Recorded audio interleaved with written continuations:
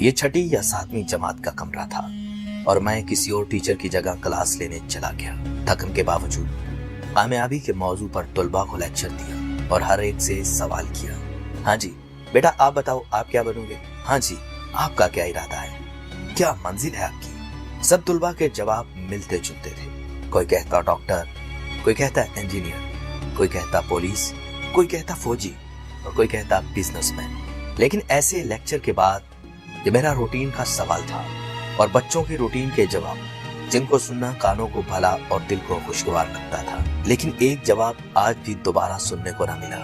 कान तो उसको सुनने के मतलाशी थे ही, मगर रूह भी बेचैन थी। ऐनक लगाए बैठा खामोश गुमसुम बच्चा, जिसको मैंने बुलंद आवाज से पुकार कर उसकी सोचों का तसलसल तोड़ा। हेलो, अरे मेरे शहजादे, आपने क्या बनना है? आप भी बता दो। क्या आप सर तबस्सुम से नाराज हैं? बच्चा आहिस्ता से खड़ा हुआ और कहा, सर मैं नूरुद्दीन जंगी बनूंगा। मेरी हैरत की इंतहा न रही और क्लास के दीगर बच्चे हंसने लगे। उसकी आवाज गोया मेरा कलेजा चीर गई, रूह में दाश पैदा कर दिया। फिर पूछा, बेटा क्या बनोगे? सर मैं नूरुद्दीन जंगी बादशाह बनूंगा। इधर उसका जवाब देना था, इधर मेरी रूह बेचैन हो गई। जैसे इसी जज्बे की, इसी आवाज की तलाश में इस शोबाए तदरीस को अपनाया हो। बेटा आप डॉक्टर या फौजी या इंजीनियर क्यों नहीं बनोगे? सर अम्मी ने बताया है अगर नूरुद्दीन जंगी बनूंगा तो मुझे नबी पाक सल्लल्लाहु अलैहि वसल्लम का दीदार होगा। जो लोग दिन बाग में हमारे प्यारे नबी सल्लल्लाहु अलैहि वसल्लम की शान में गुस्ताखी करने हैं ना, मैं उनको जिंदा नहीं छोड़ूंगा। इसके साथ साथ उस बच्चे की आवाज बुलंद और लहजे में सख्ती आ रही थी। उसकी बातें सुनकर मेरा जिस्म पसीना में शराबूर हो गया। इधर क्लास के इख्तिताम की घंटी बजी और मैं रोता हुआ बाहर आया।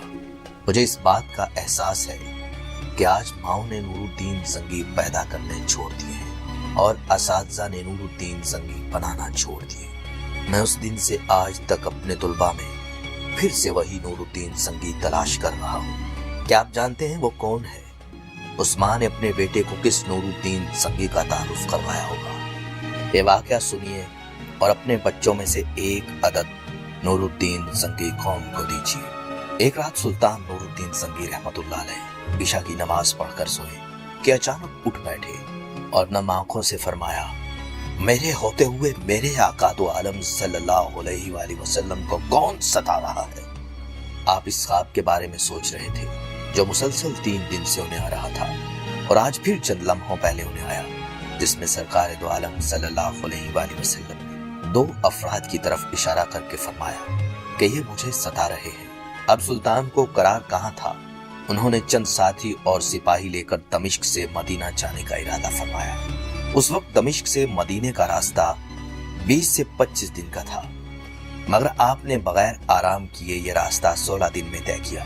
मदीना पहुंचकर आपने मदीना आने और जाने के तमाम रास्ते बंद करवा दिए और तमाम खासवाम को अपने साथ खाने पर बुलाया। अब लोग आ रहे थे और जा रहे थे। आप हर चेहरा देखते मगर आपको वो 2 चेहरे नजर न आए। अब सुल्तान को फिक्र लाहक हुई और आपने मदीने के हाकिम से फरमाया, क्या कोई ऐसा है जो इस दावत में शरीक नहीं? जवाब मिला कि मदीने में रहने वालों में से तो कोई नहीं, मगर 2 मगरबी जायर हैं जो रोज़ा रसूल सल्लल्लाहु अलैहि वसल्लम के करीब एक मकान में रहते हैं। तमाम दिन इबादत करते हैं और शाम को जन्नतुल बकी में लोगों को पानी पिलाते हैं, जो अरसा दराज से मदीना में मुकीम है। सुल्तान ने उनसे मिलने की ख्वाहिश जाहिर की। बज़ाहिर बहुत इबादत गुजार लगते थे। उनके घर में था ही क्या, एक चटाई और 2-4 जरूरत की अशिया कि यकदम सुल्तान को चटाई के नीचे का फर्श लरजता महसूस हुआ। आपने चटाई हटाकर देखा तो वहां एक सुरंग थी। आपने अपने सिपाहियों को सुरंग में उतरने का हुक्म दिया। वो सुरंग में दाखिल हुए और वापस आकर बताया कि ये सुरंग नबी पाक सल्लल्लाहु अलैहि वसल्लम की कब्र मुबारक की तरफ जाती है। ये सुनकर सुल्तान के चेहरे पर गैज़ो गज़ब की कैफियत तारी हो गई और आपने दोनों ज़ायरीन से पूछा कि सच बताओ तुम कौन हो? हीलो हुज्जत के बाद उन्होंने बताया कि वो यहूदी हैं और अपने कौम की तरफ से तुम्हारे पैगंबर के जिस्म अक़दस को चोरी करने पर मामूर किए गए हैं। ये सुनकर सुल्तान रोने लगे और उसी वक्त उन दोनों की गर्दनें उड़ा दी गई। सुल्तान रोते जाते और फरमाते जाते कि मेरा नसीब के पूरी दुनिया में से इस खिदमत के लिए इस गुलाम को चुना गया। इस नापाक साजिश के बाद जरूरी था کہ ایسی تمام سازشوں کا ہمیشہ کے لیے خاتمہ کیا جائے۔ سلطان نے معمار بلائے اور قبر اقدس کے چاروں طرف خندق کھودنے کا حکم دیا، یہاں تک کہ پانی نکل آئے۔ سلطان کے حکم سے اس خندق میں پگھلا ہوا سیسا بھر دیا گیا۔ باز کے نزدیک سلطان کو سرنگ میں داخل ہو کر قبر انور پر حاضر ہو کر قدمین شریف کو چومنے کی سعادت بھی نصیب ہوئی۔